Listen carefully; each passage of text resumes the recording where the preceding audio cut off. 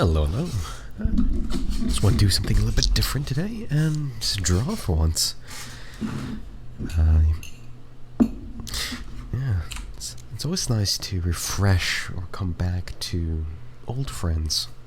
I've been doing 3D for so long that it's actually enjoyable going back and drawing again. And I find that there's new tricks, like my mindset slowly changes in terms of what I'm seeing. Because before, drawing to me was like more of like, how can I get a job, or what kind of profits, or how can I make it more marketable? And that kind of like, I don't know, like it kind of like slowly changed the identity of what I drew, or the subject matter that I drew. Like I wanted it to be something more desirable, but was it really me? Was it really me as an artist? I don't know, that's more debatable. But now, since I've kind of like switched over to 3D and CG, and like I'm having fun with that because it's so new, and sometimes it's like the technicality and the creativity is all over the place. It's fun. It's really fun, and I'm trying to bring that now back into my drawing and to see if I can have fun again.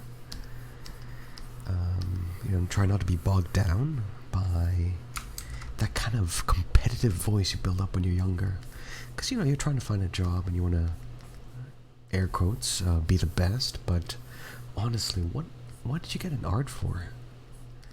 Like for me, it was like a freedom of expression. You can do anything you want in this world. You can, there are no rules. I mean, comparatively, if you want to, do something more professional, then sure, there are certain looks you need to achieve, but in terms of this kind of creativity, I never really went to an illustration school. A lot of the stuff I did was on my own time, and going to sketch groups, and just really exploring things I enjoy. And yeah, I had a DeviantArt way back. I actually had an Elfwood, I think, when I was 13, and I really loved Arthurian Knights. I still do. I mean, stuff like that is your bread and butter, right? It's one of the reasons why you get into it. But over time, you kind of lose it, I find, if you don't keep your mindset healthy. And that's because there are so many other things you try to do. And it's always nice to remember why you got into the drawing and have fun. Like, sometimes it's scary to try new things out. I know when I first started doing CG and Blender, it was frightening. I was scared because I'm like, am I gonna lose drawing? Am I gonna get bad at drawing? But I was talking to a few friends about this, and I find, honestly, drawing is a linear experience. It's a way to communicate, and you don't really forget how to speak. Though some days I do feel like I do, but you absorb new words, and you look up their definitions sometimes, and you integrate them, and it's a very organic experience. And I find that with creativity, like I may bounce between music, I may bounce between coding, 3D, and I can go back to 2D, and I actually take things, let's say, from music, and I try to integrate it into drawing, and it may not look like much at first, but sometimes I feel like the largest growths happen mentally. Where before I would be very, very aggressive. I'd have like this toxic relationship with my own art, and I would, when people would say like, oh, I really like your drawing, I'd be like, there must be something wrong with this right now. And I had an absolutely hard time trying to convince myself that it's okay to enjoy your drawings, no matter how weird and interesting they are. And you gain your filters as you grow. And I like to say that a lot. It's filters, basically, in your mind. The way you depict things, the way you draw things, the way your shapes are, is a language for you. And something to remember is you're allowed to dismiss criticism. It is your right. So if you find that you're on a path to something new and want to try something out, don't be afraid to just say thanks for the input or thanks for your suggestions, but I feel like I'm onto something here and I would like to continue down that path. And friends are very helpful. They want to help out all the time and give suggestions and really point you in the right direction, but I find when I'm trying to do something new with 2D, I have to remind them, like, hey, I'm trying something new out. Thank you for your input. I just want to see this through till the end.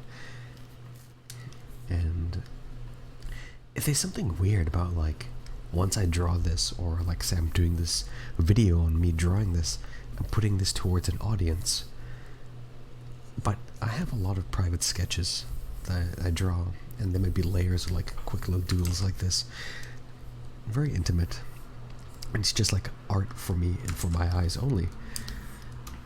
It's funny because sometimes I already kind of, I already kind of see where I might want to take this final doodle, and I just like it as is. However, if I want to present it to an audience, I need to kind of show more, kind of like elongate my essay here, my lines. And we have different techniques to do this. And again, we can take different passes, and we never kind of like take the first pass and use it. But I'm breaking that rule because I kind of want to see where this goes. I'm just having fun with lines here. Probably gonna do a lower the opacity of this layer and try it out. I mean, the pose is kind of static, but that's fine.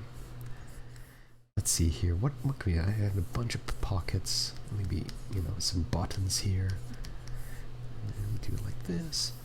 And I don't have reference up right now. I know there used to be stigma about like, oh, you use references, but it's vital sometimes to use references. And the reason that I still do some very, very amateur beginner mistakes with my drawings, and it's because I don't use enough references. I use references, but I don't use them as enough or when I call for them. And the reason for that is I kind of want to see what my brain's able to do before I'm like, alright, you've had your fun, brain. Time to bust out some references and fix your funny, silly mistakes. Because in the end, what I find is interesting is the story, or the actual content, the idea itself. That's something I think is cool. Sure, you may have wonderful rendering, beautiful lines, but something for me, my own personal thing I sought after is like the content itself. And it's a little bit more abstract, but I love all kinds of drawings. Even when people who say, oh, I'm not an artist, oh, their drawings are so free, you can feel it. Like they just draw something and there isn't any voice in their head. It's like, I don't know if you should do that. No, it's so pure. And it's an energy that sometimes I want too. Like, how do I get that? Because sometimes I can start to feel myself looking, it's like, oh, you should fix that, fix this, but I don't even know, maybe I'll do a pew man, pew alien. Do some circles, because maybe that's where I want the hands. Elbow here.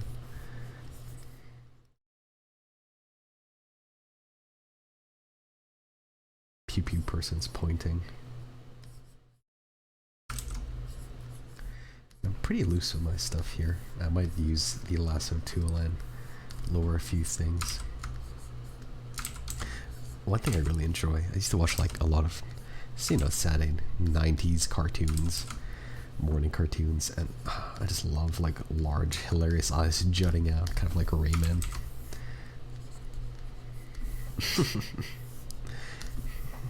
Alright, that's kind of neat. Let's do the scary thing and flip it and see what mistakes happen. So it looks like that's happening here. So, I'll just show you that I am immortal. Do this, because I want this perspective to go back. Maybe arrange this a bit more. This is very grounded, it's kind of nice. There might be a mistake here.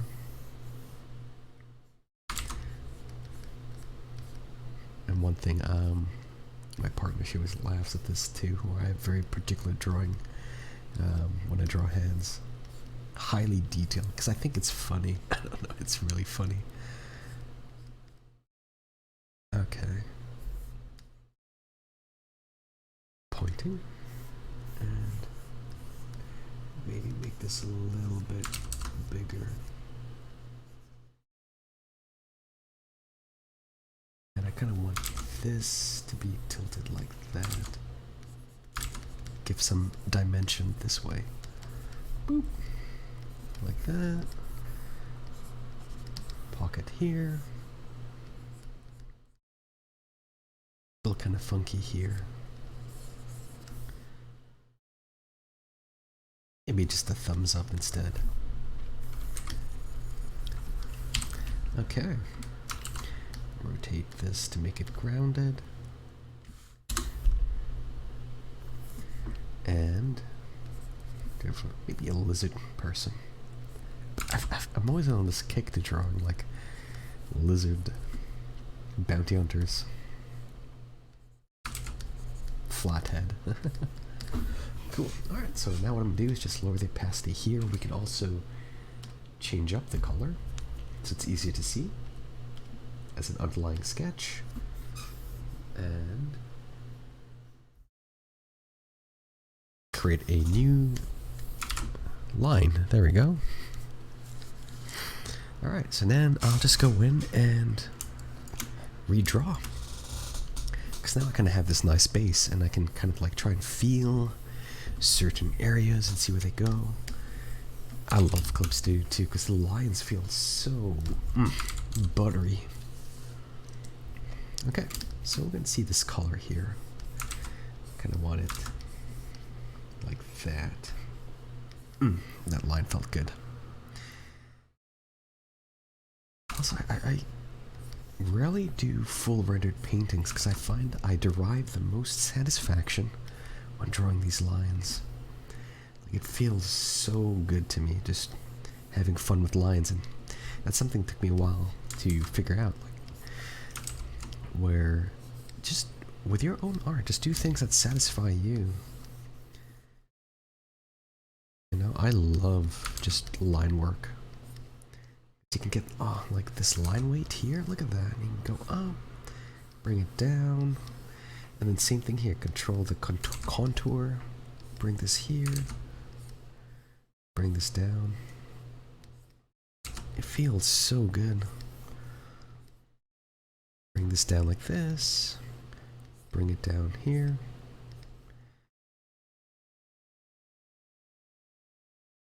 Bring that there. Maybe a couple buttons here.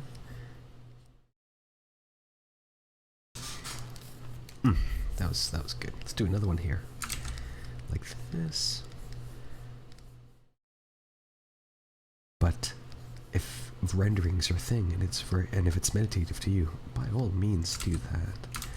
I kind of get bored when I start rendering. I find my most satisfaction I have is doing these lines. It's just something about it. I think because to me it appeals to me because it's optimized, to me at least. At least that's what I've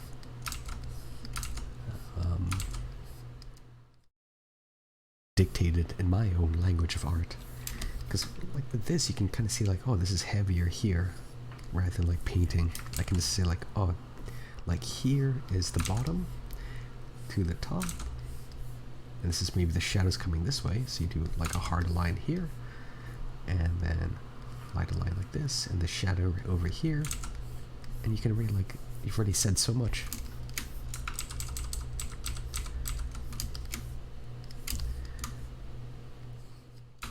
But that was a journey for me to get there.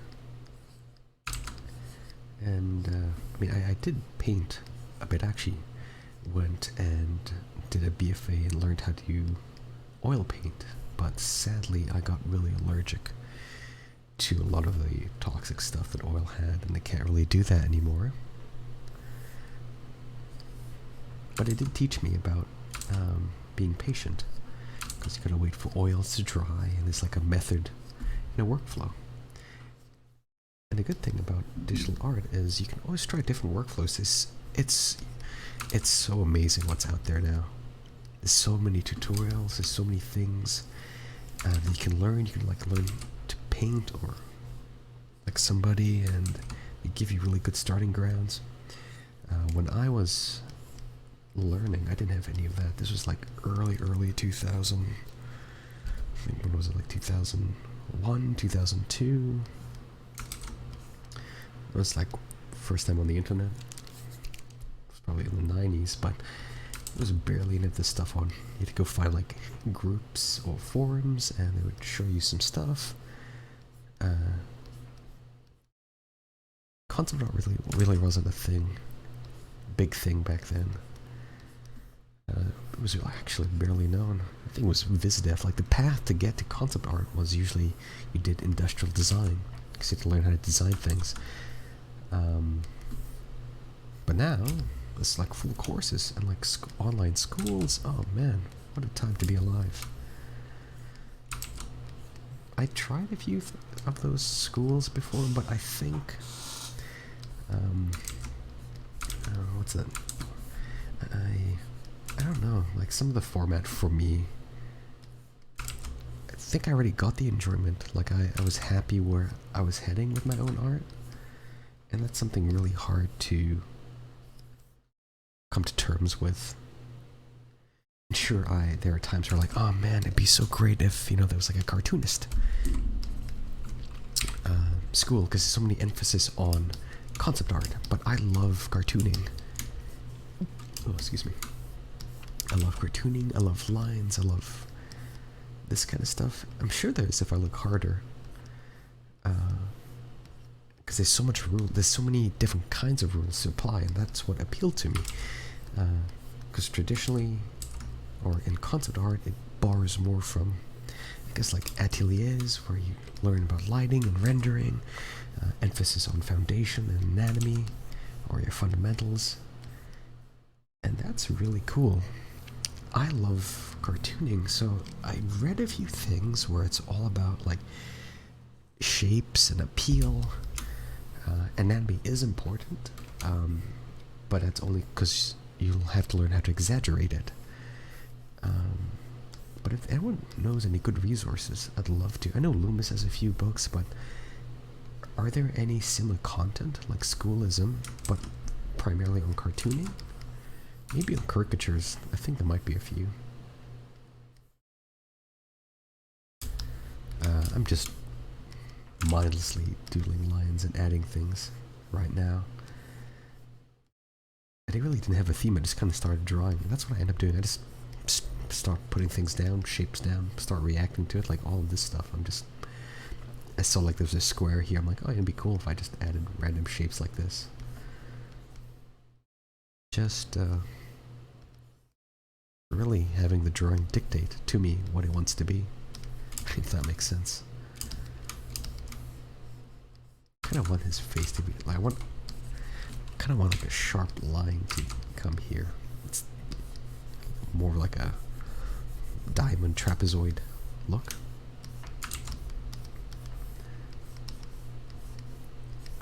Pants, maybe add some stitching, extra detail.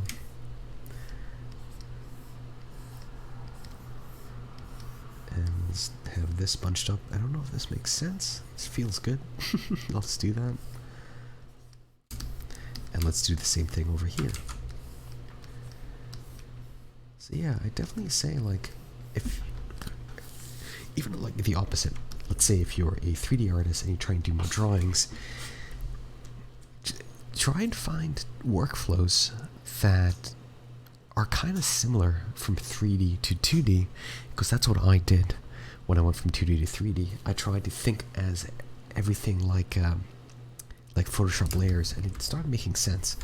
And I created my own language within, let's say Blender is what I'm using, but like within 3D and 3D art. I had to tell myself there are really no rules. They're just, more optimized ways of doing things, and you learn as you go.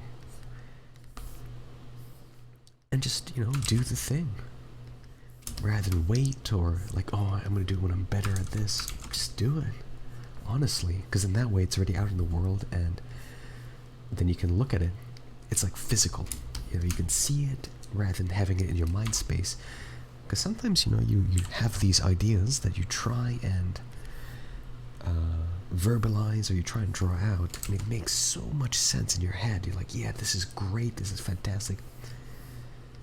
You put it out there, you finally get it out, and my god, it's awful. I've had so many of those, and that's good, because then you start churning through, like, okay, that didn't work out, but will my next idea be better? And that's what I like to do, is just do tons and tons of little tests to see how things are. Because then it's not really like a big commitment. You can be like, yeah, this is just a, you know, piece of the world that I'm thinking.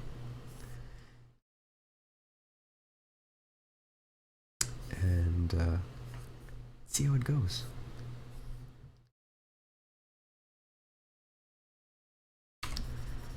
Sometimes it's also nice to have something to keep you accountable to that kind of stuff as well. Friends, or setting yourself like small tiny deadlines. Like for some of these drawings, I kind of like try and keep it relatively light. I might keep this as a line work here, and maybe just do half an hour sketch. So I think I have like 9 minutes left if I'm looking at this recording. I might go over a bit. But yeah, just doing lines, having fun, relaxing. It's therapeutic. Put this here. Yeah, no tricks. Yeah, drawing is very interesting. It's super fun. I do have some like interesting coloring tricks I like to show to friends. I might do that for another video.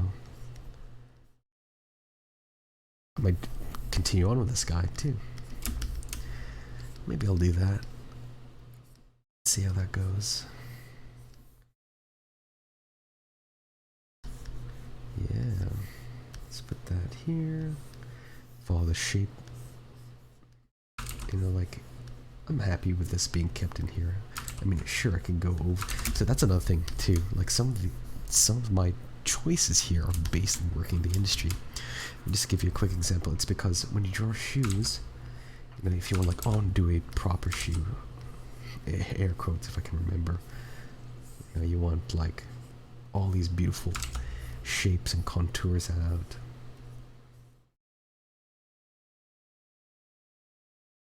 And then you want something like this. And then you have this up, and then you want to like break this contour kind of thing. Maybe it's like the flap there. You have your, you know, it's like all these laces coming through.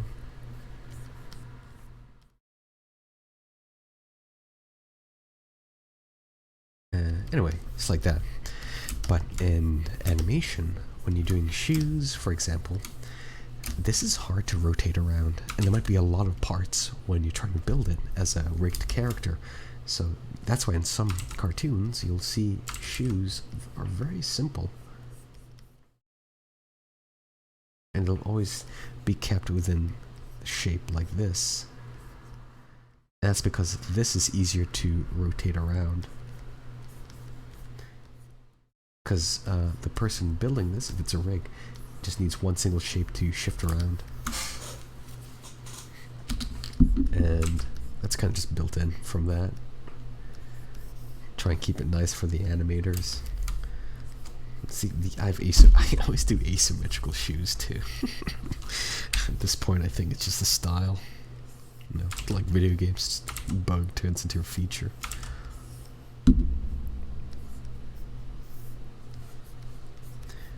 Goes up.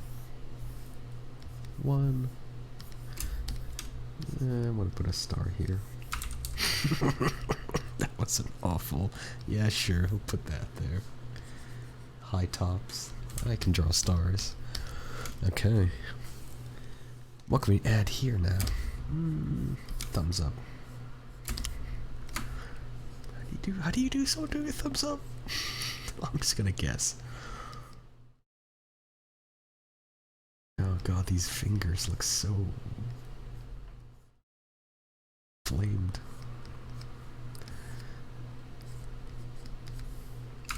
Ew.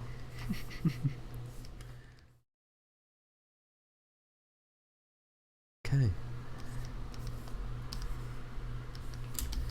And now for this. I've always liked this shape like that. Let's try that. And now.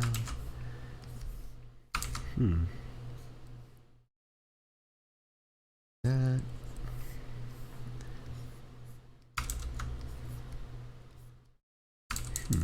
Let's see, what can we do? Yes! Deviating from the plan here.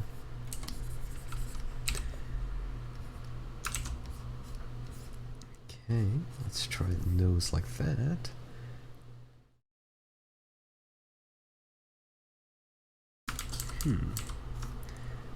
Nose maybe coming up like this.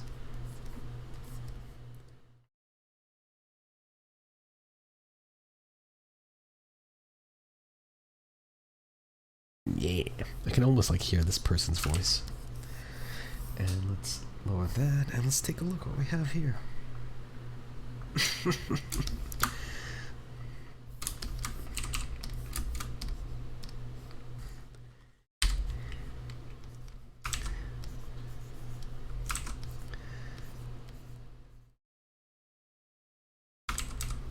Kind of want like maybe a mohawk kind of thing.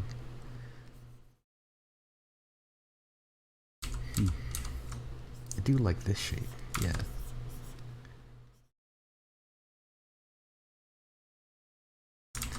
And maybe there we go. Why not? Let's do that.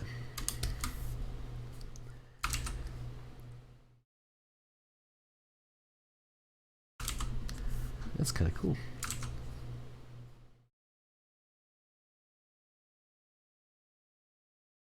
Well, there you go. Well, enjoyed my little meditative talk, I guess, but that was fun. Deviated a little bit, but hopefully, you know, you learned a few tricks, watching me draw, or you enjoyed the rambling talk.